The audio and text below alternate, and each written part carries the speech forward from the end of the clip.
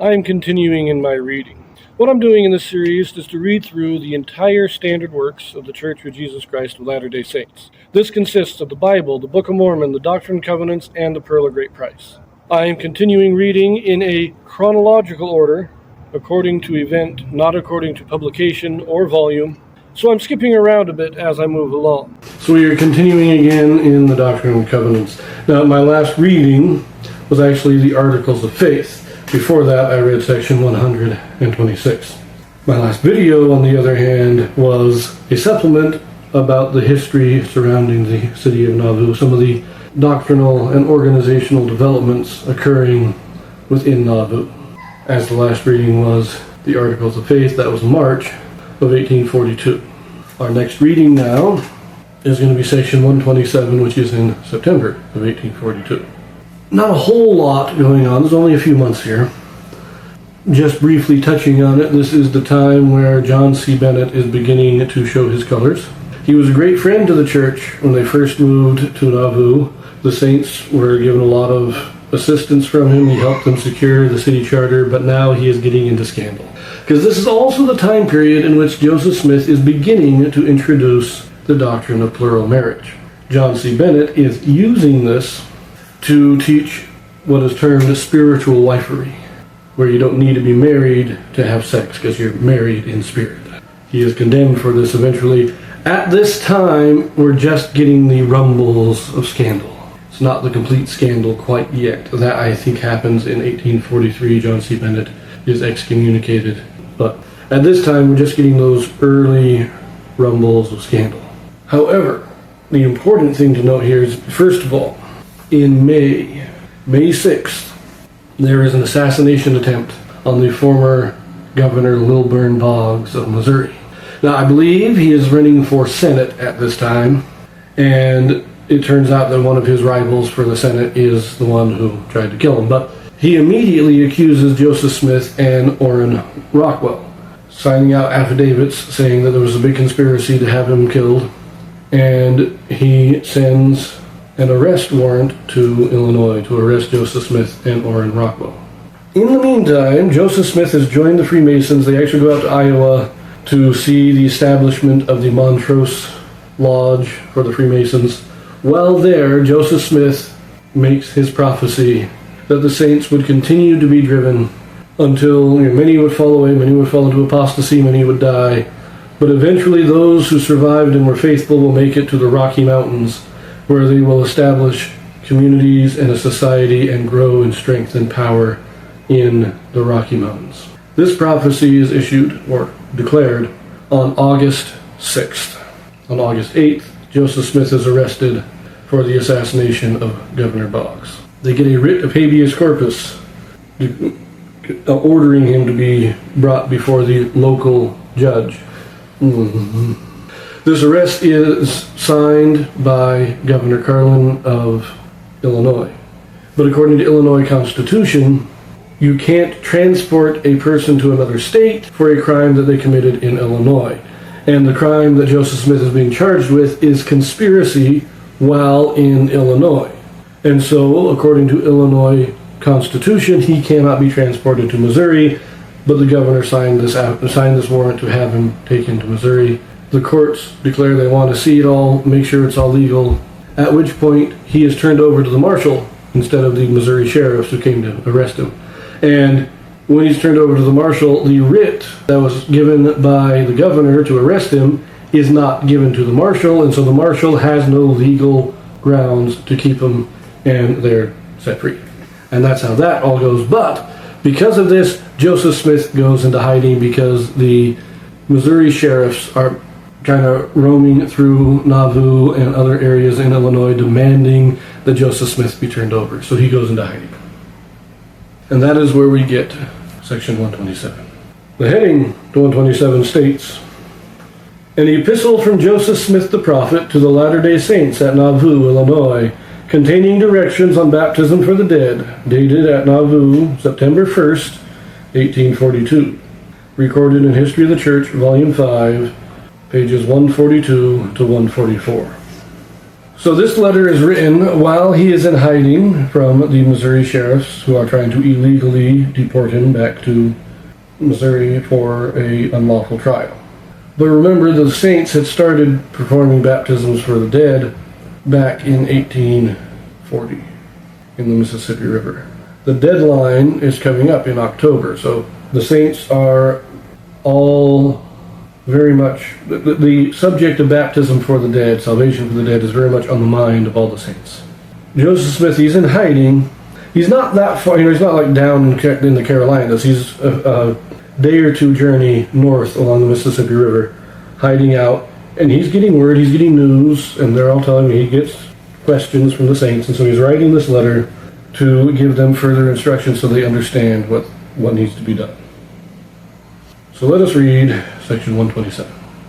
Forasmuch as the Lord has revealed unto me that my enemies, both in Missouri and this state, were again in pursuit of me, and inasmuch as they pursue me without a cause, and have not the least shadow or coloring of justice or right on their side in the getting up of their prosecutions against me, and inasmuch as their pretensions are all founded in falsehood of the blackest dye, I have thought it expedient and wisdom in me to leave the place for a short season, for my own safety and the safety of this people.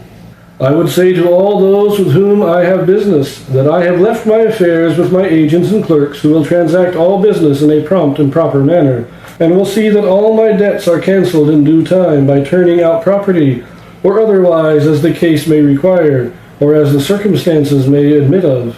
When I learn that the storm is fully blown over, then I will return to you again.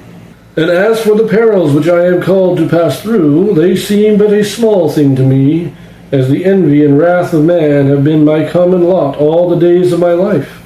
And for what cause it seems mysterious, unless I was ordained from before the foundation of the world for some good end, or bad, as you may choose to call it. Judge ye for yourselves. God knoweth all these things, whether it be good or bad. But nevertheless, deep water is what I am wont to swim in. It all has become a second nature to me, and I feel like Paul to glory in tribulation. For to this day has the God of my fathers delivered me out of them all, and will deliver me from henceforth. For behold, and lo, I shall triumph over all my enemies, for the Lord God hath spoken it. Let all the saints rejoice therefore, and be exceedingly glad, for Israel's God is their God, and he will mete out a just recompense of reward upon the heads of all their oppressors. And again, verily thus saith the Lord, let the work of my temple and all the works which I have appointed unto you be continued on and not cease. And let your diligence and your perseverance and patience and your works be redoubled, and you shall in no wise lose your reward, saith the Lord of hosts. And if they persecute you, so persecuted they the prophets and righteous men that were before you. For all this there is a reward in heaven. And again I give unto you a word in relation to the baptism for your dead. Verily thus saith the Lord unto you concerning your dead, and when any of you are baptized for your dead, let there be a recorder, and let him be eyewitness of your baptisms. Let him hear with his ears, and that he may testify of the truth, saith the Lord. That in all your recordings it may be recorded in heaven, whatsoever you bind on earth may be bound in heaven, whatsoever you loose on earth may be loosed in heaven. For I am about to restore many things to the earth pertaining to the priesthood, saith the Lord of hosts. And again, let all the records be had in order, that they may be put in the archives of my holy temple, to be held in remembrance from generation to generation, saith the Lord of hosts. I will say to all the saints that I desired with exceedingly great desire to have addressed them from the stand on the subject of baptism for the dead on the following Sabbath. But inasmuch as it is out of my power to do so, I will write the word of the Lord from time to time on that subject, and send it to you by mail, as well as many other things. I now close my letter for the present, for the want of more time, for the enemy is on the alert. And as the Saviour said, the prince of this world cometh, but he hath nothing in me. Behold, my prayer to God is that you all may be saved. And I subscribe myself your servant in the Lord, prophet and seer of the Church of Jesus Christ of Latter-day Saints. Signed, Joseph Smith.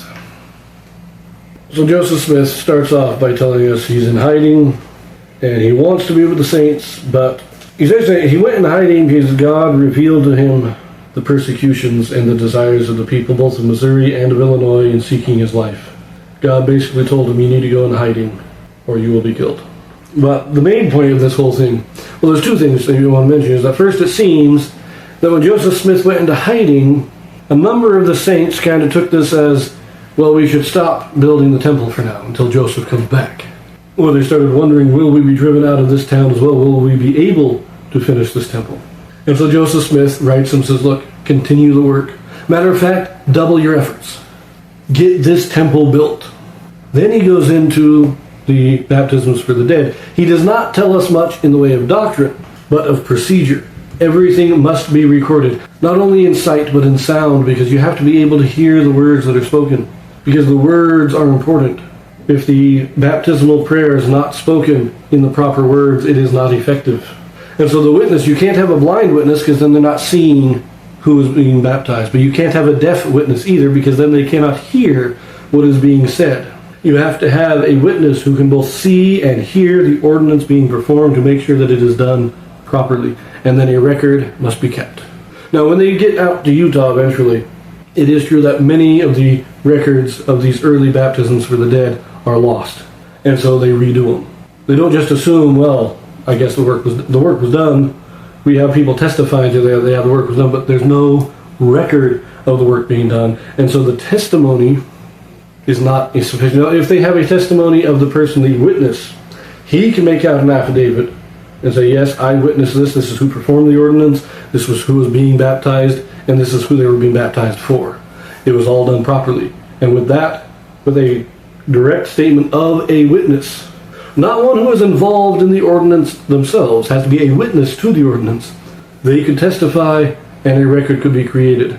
But if you did not have a witness and you did not have a record, it had to be redone. I'm going to leave this here. Our next reading will be section 128, which will continue the doctrine of baptism for the dead. So I will see you there.